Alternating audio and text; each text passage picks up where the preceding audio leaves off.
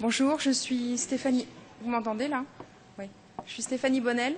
Alors Stéphanie Lusso, ça a été annoncé Lusso, c'est moi aussi. J'ai pas usurpé, j'ai usurpé l'identité de personne. Donc je suis cadre de santé en réanimation polyvalente à l'hôpital Foch à Suresnes. Et donc je remercie la commission du congrès infirmier de m'avoir invitée pour présenter mon avis et dire pourquoi je suis pour la présence d'infirmiers de pratique avancée dans les services de réanimation. Et donc j'espère que j'éclairerai la demoiselle qui a parlé des pratiques avancées tout à l'heure au moment de la controverse sur la recherche. Donc, pour vous démontrer pourquoi je suis pour, il faut déjà replacer un petit peu le sujet dans l'actualité. Et je vais vous donner la définition de l'infirmière de pratique avancée. Cette définition est donnée par le Conseil international des infirmiers.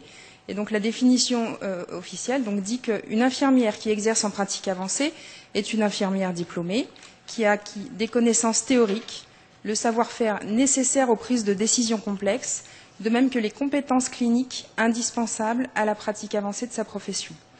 Donc, les caractéristiques de cette pratique avancée sont déterminées par le contexte dans lequel l'infirmier sera autorisé à exercer. Et le Conseil international des infirmiers recommande une formation de base de niveau maîtrise. Donc, tout ça pour dire que finalement, effectivement, c'est une infirmière, mais avec des compétences élargies et avec des connaissances supplémentaires qui lui permettent de prendre des décisions autres que par son rôle propre infirmier. Le contexte de santé au niveau national, donc on va remonter un petit peu en arrière. En 2003, le rapport Berland est le premier rapport en France à parler de coopération entre les professions de santé et donc de transfert de tâches et de compétences. Donc cette coopération serait une réponse à différents enjeux de santé publique qui apparaissent et qui sont cités dans ce rapport. On y reviendra un petit peu plus tard. Et ce rapport édite 4 principes à ces transferts de compétences. Le premier principe, c'est la formation, puisque la légitimité de la délégation passe par la compétence et donc forcément par la formation. Le deuxième principe, c'est la collaboration étroite entre tous les acteurs du transfert de compétences. Troisième principe, la définition du champ de compétences des acteurs paramédicaux avec une liste d'actes, par exemple. Et le quatrième principe, c'est la revalorisation d'un investissement intellectuel et pas d'un acte technique pur. Donc après 2003, en 2009, arrive la loi HPST et son article 51 qui permet le transfert d'actes ou d'activités de soins à titre de dérogation et donc à l'initiative des professionnels sur le terrain. Donc ces initiatives des professionnels prennent la forme d'un protocole, donc un protocole de coopération. Ce protocole est transmis à l'ARS, l'ARS donc vérifie la cohérence entre le protocole et le besoin régional, le besoin de santé régional.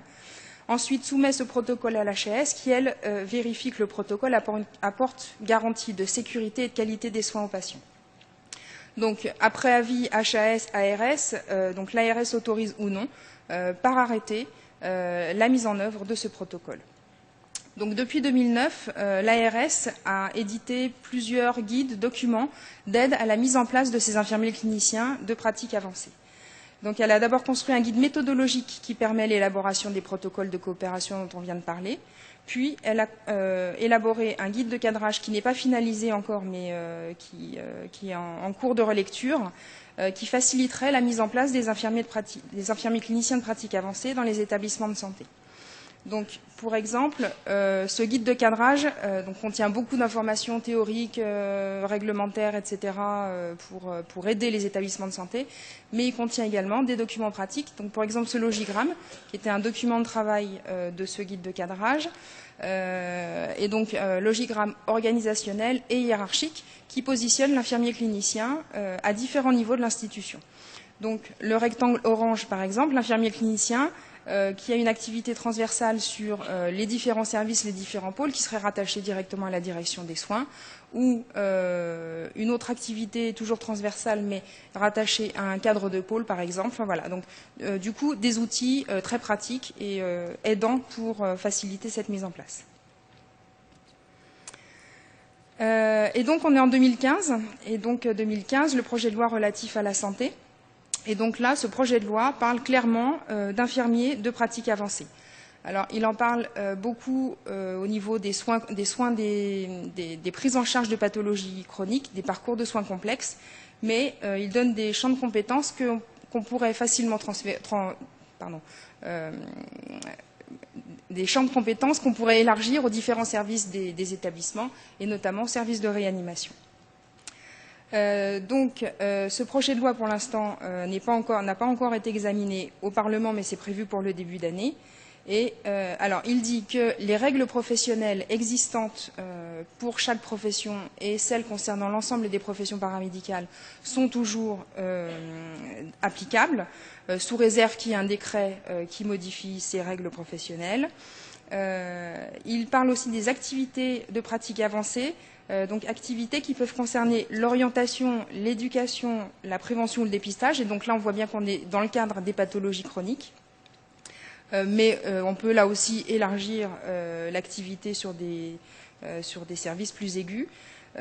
Deuxième activité, c'est l'évaluation clinique, le diagnostic, les actes techniques. Donc là, on voit bien qu'on pourrait très facilement faire entrer les services de réanimation dans ces types de postes d'infirmiers de pratique avancée. Il permettrait aussi donc, la prescription de certains produits de santé non soumis à prescription médicale obligatoire, au renouvellement de certaines ordonnances, etc. Un décret aussi en Conseil d'État permettra de définir donc, pour chaque personnel de pratique, pour chaque infirmier de pratique avancée, les domaines d'intervention, les types d'actes qui peuvent être réalisés de façon autonome par ces personnels et les activités que chaque professionnel pourra effectuer dans les domaines d'intervention. Il y aura un référentiel de formation qui sera discuté et élaboré conjointement entre le ministère de la Santé et le ministère de l'Enseignement supérieur. Donc on voit bien là la volonté du ministère de la Santé de faire évoluer les choses, de réorganiser les professions paramédicales et, par le biais de ce projet de loi, aboutir à faciliter les choses en termes de prise en charge, de qualité des soins, de qualité d'accès aux soins.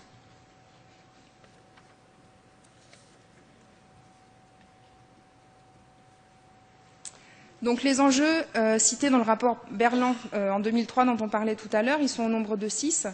Donc le premier, ce serait faire face à la décroissance de la démographie médicale. Tout le monde sait que depuis quelques années, on parle de décroissance de certaines spécialités médicales en tout cas. Donc cette mise en place de postes d'infirmiers de pratique avancée pourrait répondre et faire face à la décroissance du nombre de médecins.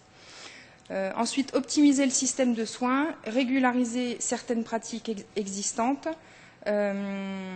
reconnaître les compétences, promouvoir la qualité des soins, améliorer les perspectives de carrière. Donc là, il y a des enjeux à la fois professionnels pour les professions paramédicales, des enjeux de santé publique, et donc optimiser le système de soins, rénover le système de soins pour faciliter l'accès aux soins pour tous.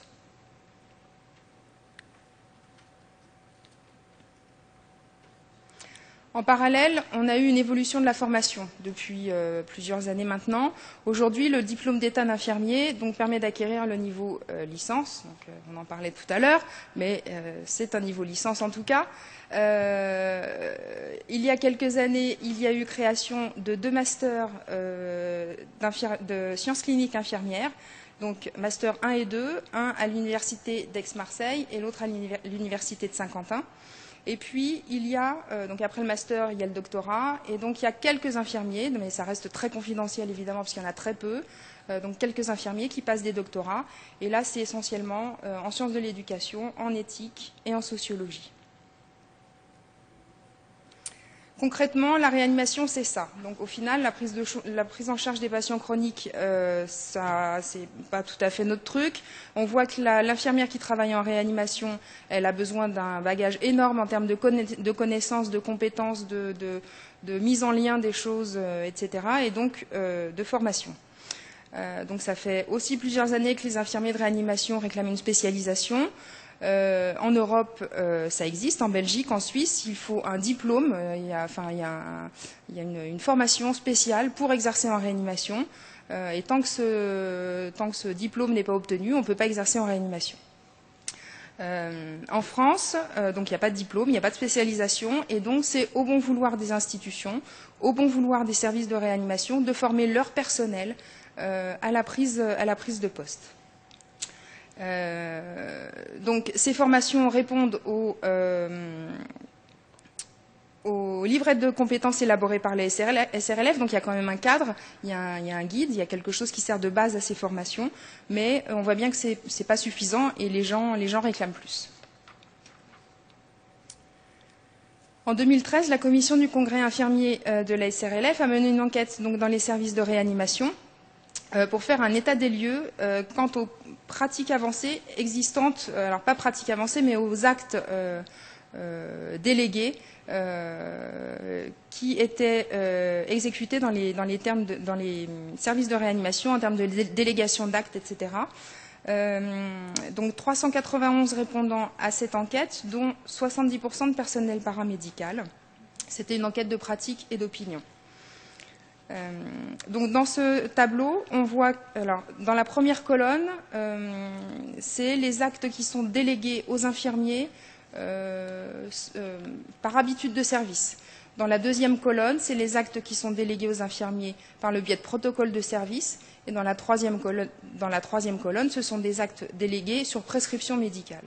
Donc là, on s'aperçoit déjà aujourd'hui que de nombreux actes qui, normalement, ne sont pas faits par les infirmiers, et encore que le protocole peut déroger à cette règle, mais de nombreux actes sont déjà effectués par des infirmiers en dehors d'un cadre réglementaire, c'est-à-dire soit sur des habitudes de service, soit sur prescription médicale.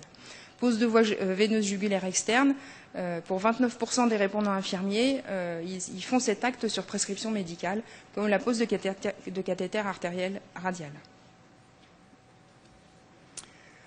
Donc, selon cette même étude, on a demandé aux répondants ce qu'ils imaginaient en termes de perspective à la mise en place des infirmiers de pratique avancée dans les services de réanimation. Donc la première colonne concerne les répondants infirmiers, la deuxième colonne concerne les répondants médicaux et les cadres de santé. Donc dans la partie haute du tableau, on peut voir que la majorité des répondants infirmiers et médecins y voient des perspectives en termes d'enjeux professionnels.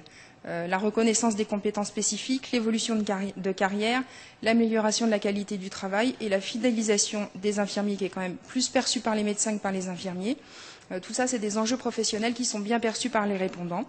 Dans le bas du tableau, c'est plus des enjeux de santé publique et on s'aperçoit que finalement, ces enjeux-là sont moins perçus par le personnel qui a répondu à l'enquête. L'enquête nous permet aussi de savoir que parmi les répondants, 89% des infirmiers et 94% des médecins et des cadres seraient favorables à une délégation d'actes selon un cadre légal et après une formation spécifique. Donc en conclusion, on a une volonté des équipes de faire évoluer la profession, on a un besoin sur le terrain en termes de compétences, de formation et de qualité de prise en charge, on a des enjeux de santé publique, on a une volonté nationale puisque la loi finalement commence à cadrer les choses.